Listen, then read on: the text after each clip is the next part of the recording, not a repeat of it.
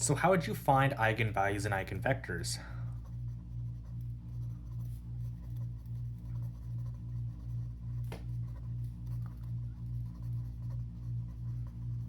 Well, you would find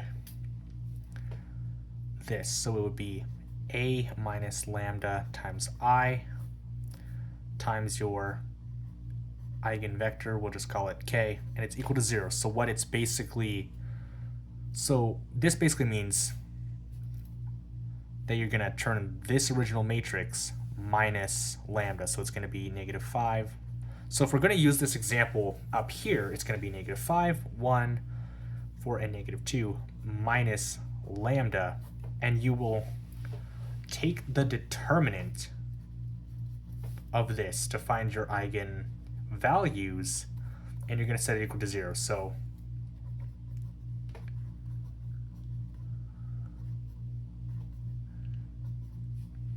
when you take the determinant, you'll get lambda squared plus 7 lambda plus 10 minus 4 is equal to 0. And then you get lambda squared plus 7 lambda plus 6 is equal to 0. And you can use the quadratic formula since there are 3 terms here. This is a perfect quadratic, so you can use a quadratic formula. So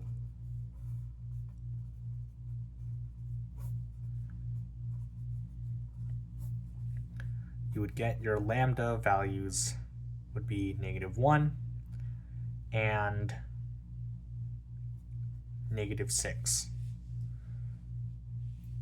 So for each eigenvalue, you're going to solve for its eigenvector. So let's say lambda is equal to negative 1. So it will be negative 5 minus negative 1, which is negative 4, and negative 2 minus negative 1, which is 1. So you get negative 4.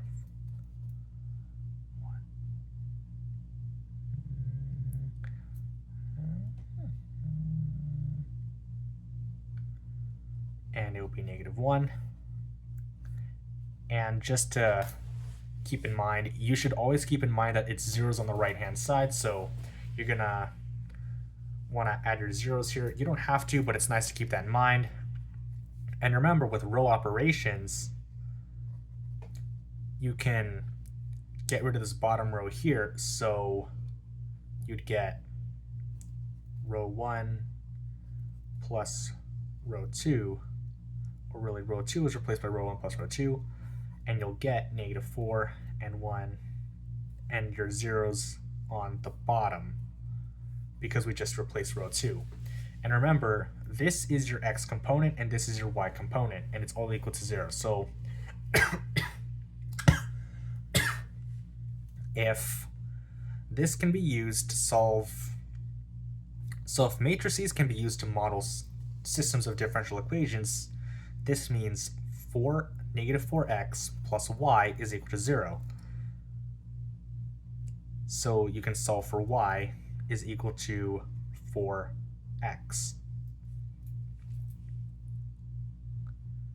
And therefore, you can just make x equal to 1, and then y would equal 4 afterwards. So you get your vector.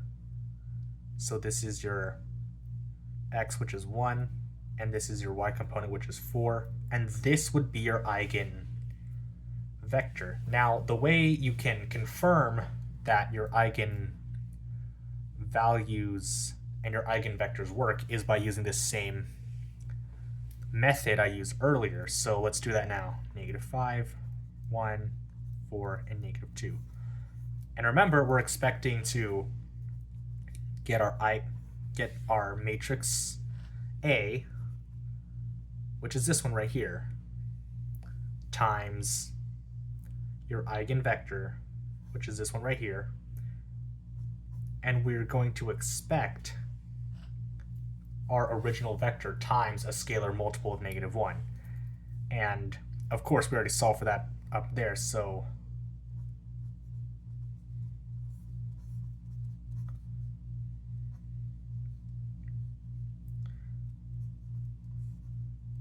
this is what you would get. So therefore, our eigenvalue and eigenvector for this one works, but let's try it for -6. So with that, you get 1, 1, 4, and 4 equal to 0. You can use row operations, but since these are scalar multiples of each other, I'll just write it like this after the row operations. So that means that x is equal to -y. So if we get x equal to 1, y is equal to -1. So let's multiply our matrix out. So -5,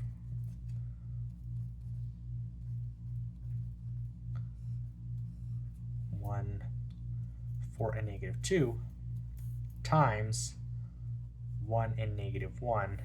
You would then get -6